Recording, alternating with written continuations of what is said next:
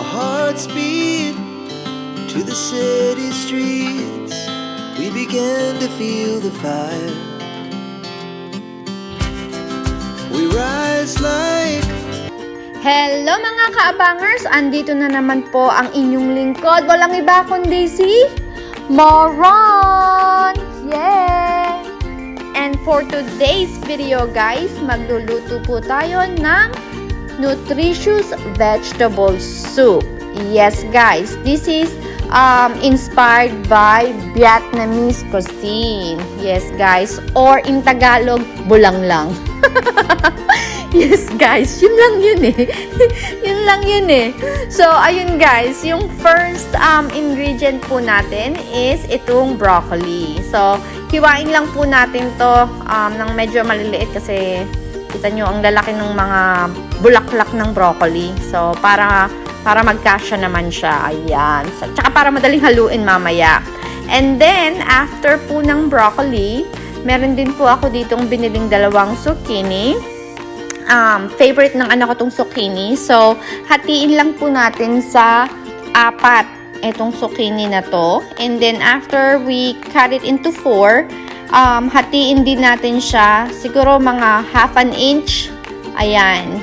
So, parang small bites pag kinain, 'di ba? So, dalawa po to, dalawang buo na zucchini yung binili ko, pero hindi ko po siya lulutuin lahat.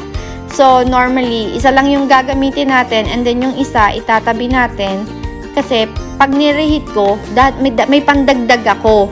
Okay? Para fresh pa rin yung gulay, hindi overcook. Ganun po kasi yung technique ko. Another good tips para dyan sa mga mom na mahilig mag-reheat ng pagkain, guys. Huwag nyong ilalahat yung mga ingredients in terms of gulay para pag niluto nyo ulit, pag pinainit nyo, saka nyo lang ilalagay yung bagong gulay para hindi siya gula-gulanit na, alam mo yon, fresh pa rin yung gulay nyo. Mas masarap yun guys. Ganun yung ginagawa ko, yung technique ko for 8 years now. So, ayun guys. After nga po nung zucchini, I also have here 3 pieces of carrots, medium size. So, ipipield lang natin siya, babalatan lang natin. And then, after that, siguro, ikat lang natin tong medium size ko na carrots into 3. And then, pagkatapos ko siyang makat ng into 3, i-slice ko siya ng palapad. Okay? Kasi kahit ano namang pong size or shape, okay lang. Mas preferred ko lang tong palapad. Ganyan. Kasi ayun yung bet nung anak ko. Proven ko na yun eh. Kasi binigyan ko siya ng parang sticks na size or shape ng carrots. Ayaw niya. Ang gusto niya ay itong palapad. O, diba? Ibigay ang hilig para lang kainin ng gulay. Diba nga? So, ayun, bakit natin papahirapan yung sarili natin? Kung anong gusto ng anak natin, go! Basta ba kakainin nila, diba? Why not coconut? So, ayan po. Also, most of my ingredients are organic, guys. These are organic vegetable. Bakit organic, guys? Para free po siya sa mga pesticide. Mas healthier po siya. Alam ko na medyo may kamahalan, pero konting-konti lang yung dagdag mo kaysa sa mga regular na price ng mga gulay. Siyempre, magdagdag ka na kung mas healthy naman siya, diba? Why not? Kung kaya naman natin. Kung hindi naman, carry boom boom lang din, okay? So, after ng carrots, meron din po ako ditong fresh spring onions. Yes, guys. So, ikat ko lang to ng maliliit. And again, pag nagluto ako mamaya, guys, hindi ko po ito ilalahat. Okay? Tamang pampalasa lang. Ayoko naman ng luyang, ang tawag luya. Sibuyas na talaga yung lasa eh. Naging, onion soup. Hindi ganon. So, ayan. Meron akong chicken. So, chicken yung pinakagagamitin kong pampalasa. And aside from chicken, I also have the mushroom and snow peas. Ayan. So, kung nakikita nyo po, tinatanggal ko itong dulo. Itong dulo ng snow peas kasi mapait to, guys. Medyo matrabaho siya, pero sulit naman, guys. Mas malasa to, mas masarap kapag tinanggal mo yun, guys. So, ayan.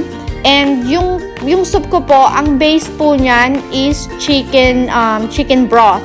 Okay? So, kumukulo na siya. Nagpakulo po ako ng chicken broth. And nandyan na din po yung chicken, yung drumstick kanina. And I have it bring to boil. Saka ko po inilagay yung carrots.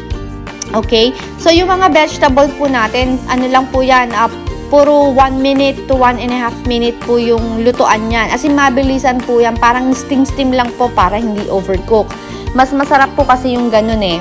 And then, lagyan ko lang po ng asin at saka ng paminta. Ayan, halo-halo lang natin ng konti. Nalagay na natin yung carrots and zucchini. And then, yung susunod po is broccoli. Madali po maluto tong mga to lahat, guys. So, wag nyo po siyang i-overcook, okay? Kasi, I don't know, yung anak ko ayaw niyang kainin kapag overcook. Malabsak yung, basta malambot na malambot ayaw niya. So, yun, nilagyan ko din po siya ng snow peas. Andyan na din. At saka itong mushroom. So, siguro, patagalin ko lang to ng 1 minute. Gaya nga ng sabi ko. As in, sunod-sunod siya kasi mainit na yung soup eh. Maluluto yung gulay sa doon sa sabaw. Doon. So, dinagdagan ko lang siya ng konting asin. And, ayan guys, curry boom boom na yan. Napakasarap naman talaga yan. Good for 3 days na to actually. Para sa anak ko tsaka sa amin ng pamilya ko.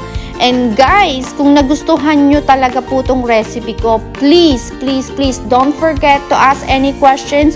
Leave your comment below and share my video kung gusto nyo matuto ng simple lutuan. Diba? Peg sa akin. And again, don't forget to follow all my social media. Moron!